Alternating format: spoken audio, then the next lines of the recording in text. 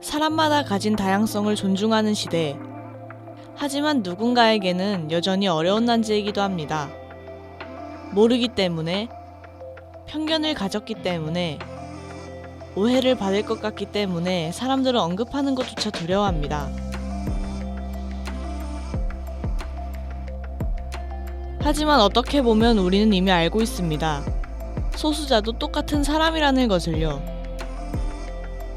그렇기에 이들의 삶이 나와 다를 바가 없다는 것을 알면 접근하기가 더욱 쉬워질 것입니다. 여전히 낯설지만 궁금증이 생기는 것, 하지만 궁금증에 비하면 너무나 어렵기도 한 퀴어라는 것. 퀴어에 대해 조금 더 쉽게 이해할 수 있도록 준비한 방송, 대중매체로 보는 퀴어 코드입니다.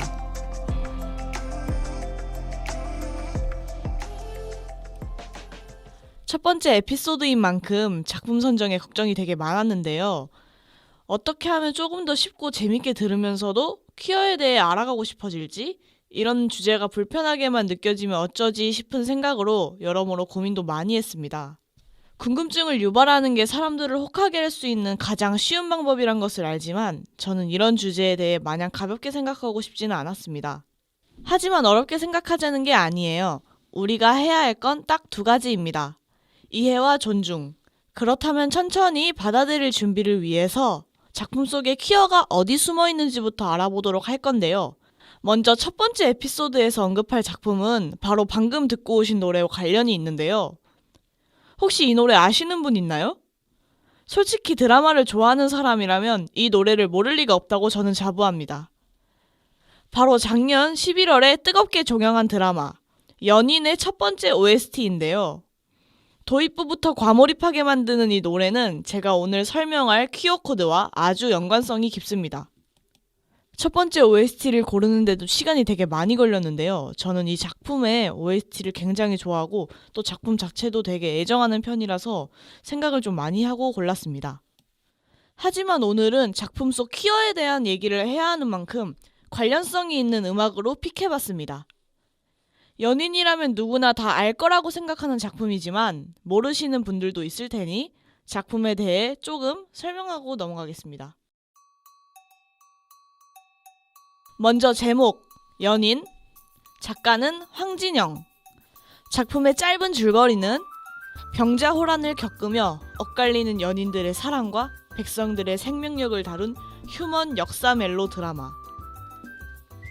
저는 이 휴먼 역사 멜로라는 거에 속아서 드라마를 보기 시작했다가 뒤통수를 세게 맞고 많이 울었답니다. 이 드라마를 보고.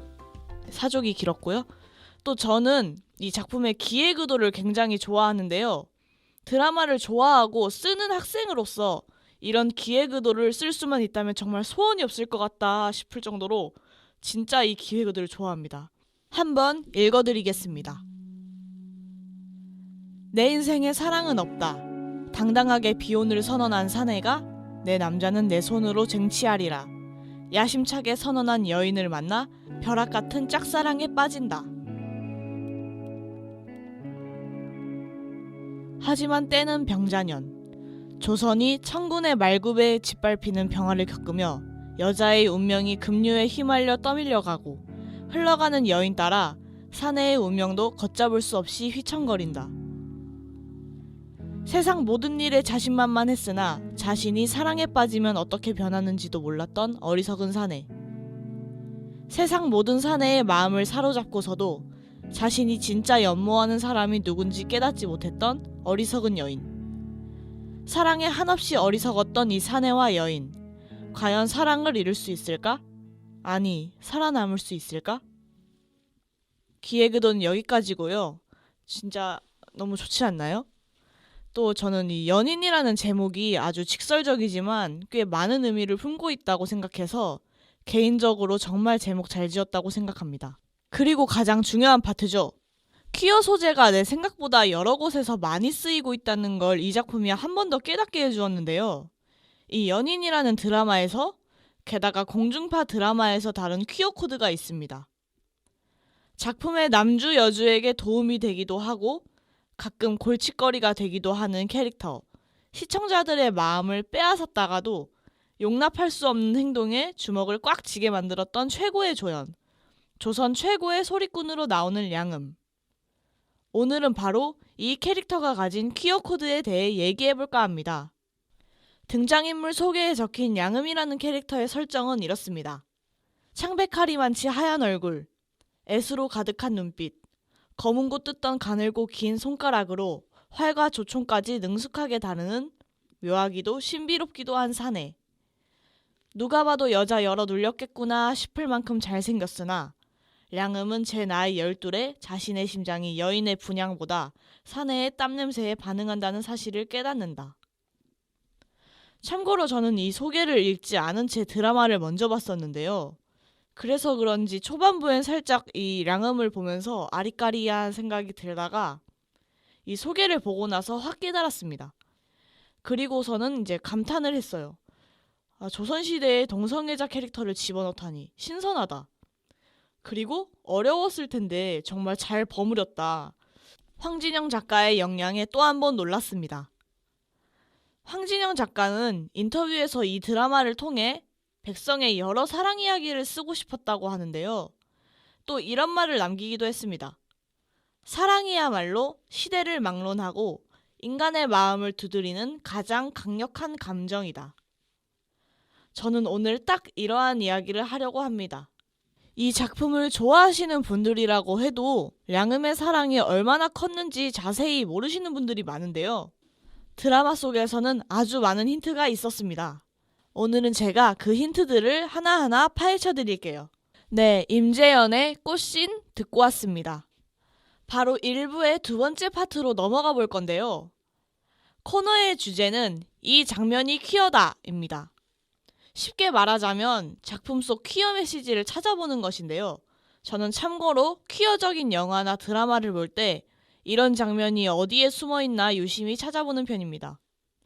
숨겨진 이스터에그를 찾아내는 게 의외로 재밌기도 하고 작품에 대해 더 이해할 수 있어서 눈에 불을 켜고 관찰하는 것 같습니다. 모르면은 직접 검색도 해서 사람들의 반응을 알아보는 것도 좋아해요. 어찌됐든 작품 곳곳에 내재되어 있었지만 모르기에 아무렇지 않게 넘겼던 장면을 이게 이런 의미구나 알 수 있도록 하나하나 짚어드리겠습니다. 드라마의 장면에 대해 설명해야 하는 만큼 스포성 발언이 잦으니 유의하시길 바랍니다. 첫 번째로 선택한 퀴어의 메시지가 포함된 장면은 바로 최종의 확장판에 나오는 장면인데요. 처음부터 결말을 얘기하려니까 조금 민망하긴 한데 저는 이 장면을 정말 좋아해서 가져왔습니다. 량음은 사라진 장현을 여주인공인 길채와 함께 그리워하며 처음으로 자신의 솔직한 마음을 털어놓습니다. 여기서 량음이는 길채에게 이렇게 말합니다. 장현은 형님이고 부모이자 정인이었습니다. 이 대사는 량음에게 장현이라는 인물이 어떤 존재였는가 알려주는 건데요. 여주인공의 마음만큼 무거운 감정이라는 걸 보여주기도 하고 또 이로 인해 량음이 품은 사랑은 단순한 동성 간의 사랑이라기보다는 더 특별했다는 걸 알 수 있습니다.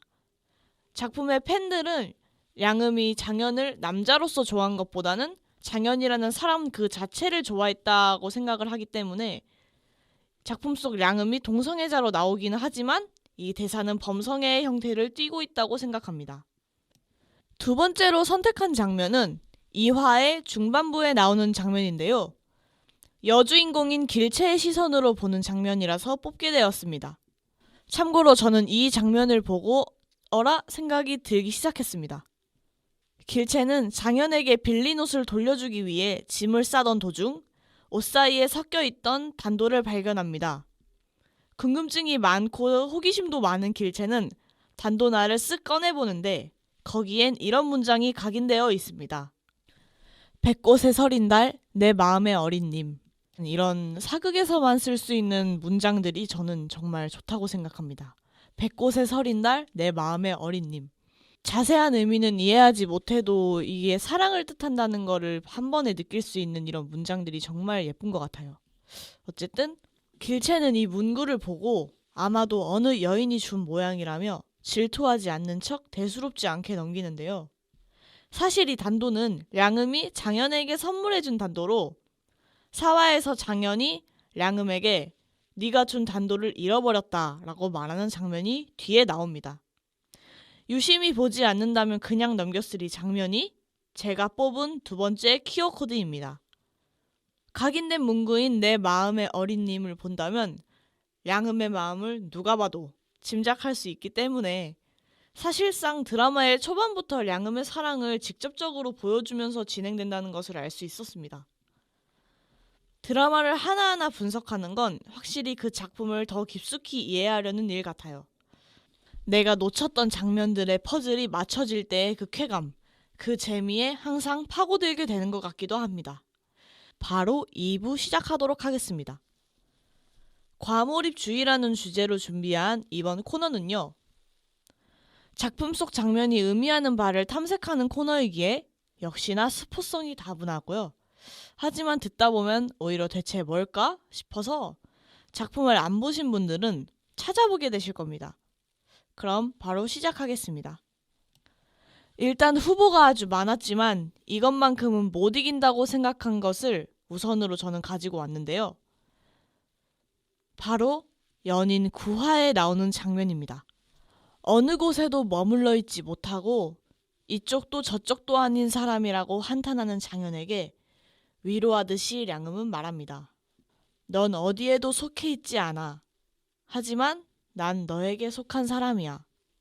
량음의 이 대사는 마음이 아플 정도로 애절하게 들렸는데요. 제가 생각하는 이 장면은 량음이 돌리고 돌려서 말한 고백이 아닐까 합니다. 장현이 자신에게 속했으면 좋겠다는 욕심과 그럼에도 자신을 가진 장현에게 외로움을 느낄 틈 따위 주지 않는 듯한 이 장면이 아마도 보신 분들은 아시겠지만 이 구화를 기점으로 량음이라는 캐릭터가 되게 밉상 캐릭터가 되기도 했었는데 저는 그래도 이 장면 때문에 양음을 미워 하다가도 아유 그래 어쩌겠냐 하고 약간 누그러드는 마음이 있었습니다. 그리고 양음이 이런 식으로 말하는 또 하나의 장면이 있는데요. 6화의 초반부 적진으로 위장하고 들어간 장현과 양음은 양음의 노래를 오랑캐에게 선보이기 전 장현은 양음에게 이번에도 네 노래가 먹힐까? 하고 묻습니다. 양음은 자신만만하게 걱정 말라 당부하며 안 먹히면 같이 죽지 뭐 라고 말합니다. 시대상 배경도 그렇고 설정상의 상황조차 정말 죽을 수도 있는 상황이었기에 장현은 농담인 걸 알면서도 웃어주지 않고 뭐라는 거냐 하면서 먼저 자리를 뜹니다. 그렇게 자신에게 등을 보이며 나가는 장현을 보면서 양음은 씁쓸한 얼굴로 죽어도 좋지 같이 라고 말을 하는데요. 어떤 마음을 가졌기에 같이 죽어도 좋을 정도인지 마음 한편이 싱숭생숭해졌습니다. 그리고 과거가 풀리지 않았던 6화의 시점에서는 이 캐릭터의 사연이 궁금하기도 했습니다. 어떤 상처를 가지고 살았기에 장현에게 이런 마음을 갖고 장현이 또 자신에게 어떤 식으로 대해줬기에 이 정도의 사랑을 품게 되었나 계속 생각하게 됐습니다. 그리고 이 씬이 플래그였던 것처럼 이어지는 장면이 최종의 확장판에서 나오는데요. 반역죄로 몰린 장현을 모든 사람이 노리는 위기에 처해지자 양음은 스스로 장현의 옷을 입고 산의 한 구석에서 누군가 자신을 잡으러 오기만을 기다립니다. 그런 양음을 발견한 장현이 네가 나 대신 죽기라도 하겠다는 거냐 화를 내면서 묻자 양음은 울먹이면서 제발 가라며 간곡하게 부탁합니다. 이 장면을 보면서 들었던 생각은 지금 하고 있는 게 이게 사랑이 아니면 뭐지?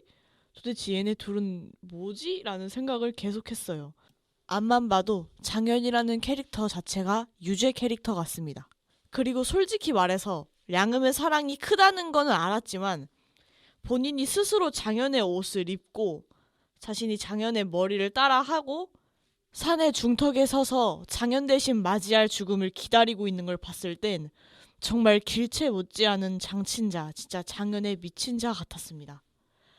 그런데 이런 양음을 또 한편으로는 이해하게 되는 게 자기 대신 죽겠다고 산에서 기다리고 서 있는 양음을 장현은 뒷목을 쳐서 기절을 시킵니다. 여기서 조금 놀라긴 했는데요.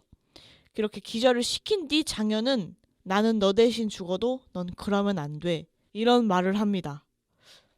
이런 사람이라면 솔직히 저도 량음 같은 행동을 하지 않았을까 상상하곤 하는데요. 물론 상상으로만 그칩니다. 실제로는 일어나면 안 되니까요. 네, 이렇게 과몰입 주의 코너는 마무리하며 2부의 두 번째 파트는 오늘의 퀴어 사전인데요. 짧고 간단 명료하게 짚어드릴 테니까 잘 들어주시길 바랍니다. 먼저 오늘 알아볼 용어는 가장 기본적인 퀴어에 대해 설명하고 오늘 설명한 동성애, 범성애에 대해 알려드리겠습니다. 생각보다 많은 분들이 퀴어라는 것도 잘 모르시고 LGBTQ라는 것에 대해서도 되게 생소하실 수도 있는데요. 근데 저는 그렇게 생각하는 편입니다. 용어만 알아도 반은 먹고 들어간다. 대부분이 그렇잖아요. 궁금증이 생기는 것들, 그리고 내가 잘 모르는 것들도 어떠한 단어 하나라도 알면은 거기에 대해서 조금 더 점점 깊게 파고들수록 그거에 대한 지식이 생기는 것이기 때문에 용어만 알아둬도 그래도 반은 먹고 들어간다고 생각합니다. 먼저 퀴어란 LGBTQ라고 하는 것의 마지막 Q에 속하는 단어로 자신의 성 지향성을 아직 확정 내리지 못한 퀘스처너리들을 가리키는 말입니다. 퀴어란 단어 자체가 성소수자라는 말이 아니라 성소수자에 속한 게 바로 퀴어입니다. 그리고 LGBTQ에 대해서 순서대로 설명해 드리겠습니다. L은 레즈비언을 뜻하는 여자 동성애자를 뜻하고요.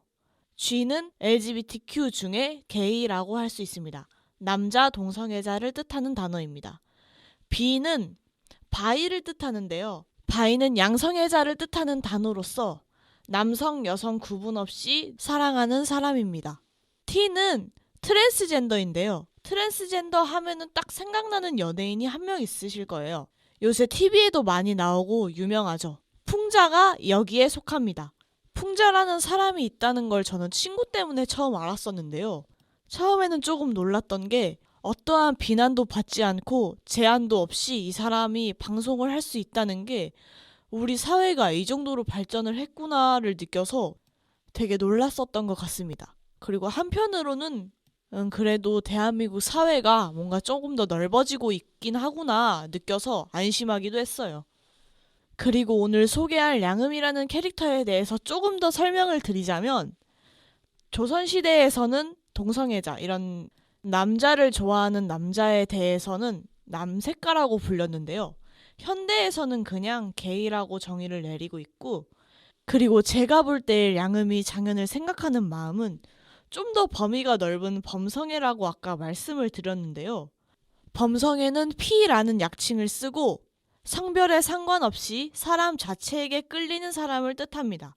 LGBTQ 그 다음에 붙는 것들이 되게 많기 때문에 그냥 이 범성애도 성향 중에 하나다라고 이해하시면 편할 것 같아요.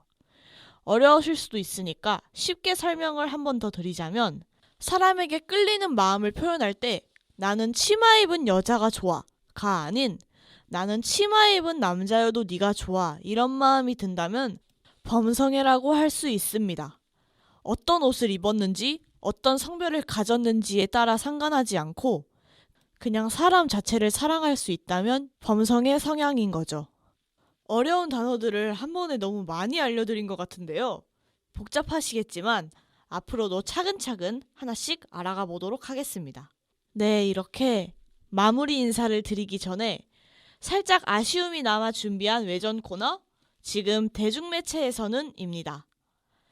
현재 상영 중인 영화나 출간된 책 중 퀴어적인 요소가 있는 것을 알려드리는 정보 코너라고 보시면 될 것 같은데요. 마침 아직 상영이 끝나지 않은 것 중에 제가 정말 좋아하는 퀴어 소재의 영화가 있습니다. 바로 괴물이라는 제목을 가진 일본 영화인데요. 송강호 나오는 괴물이 아니고요.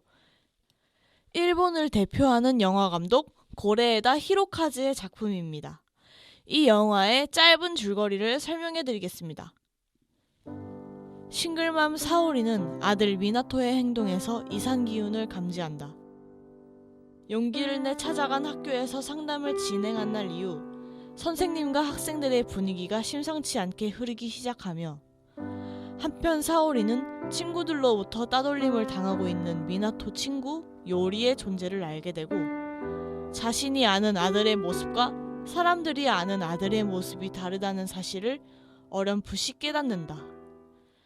이 영화를 보신다면 꼭꼭 마음속에 질문 하나를 가지고 가야 합니다. 진짜 괴물은 누구일까? 저는 영화를 다 보고 나서 계단을 이렇게 내려오면서 괴물은 나였구나 라고 생각을 했습니다. 상상 이상으로 재밌고 충격적이니 상영이 끝나기 전에 한 번씩 보러 가시면 좋을 것 같습니다. 네, 이렇게 대중매체로 보는 퀴어코드에서 준비한 작품은 여기까지고요. 첫 번째 시간이었던 만큼 서툴고 조금 어려웠던 단어들도 많았겠지만 오늘 함께 배운 것에 대해 어렵게 생각하진 않으셨으면 좋겠습니다. 원래 어렵게만 생각한다면 계속해서 파고들어볼 용기가 나지 않거든요. 저도 최근 들어 이런저런 매체에서 소수자에 대한 얘기가 많아지고 사람들이 갖는 거부감이 예전보다 훨씬 사라졌다는 것을 인지할 정도로 이제 느낄 수 있어서 이런 프로그램을 한번 준비해 봤습니다.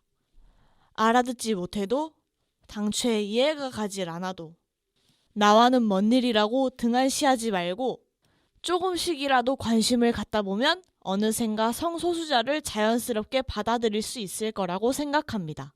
당신의 곁엔 항상 소수자가 존재한다는 걸 잊지 마세요. 지금까지 대중매체로 보는 퀴어코드였습니다.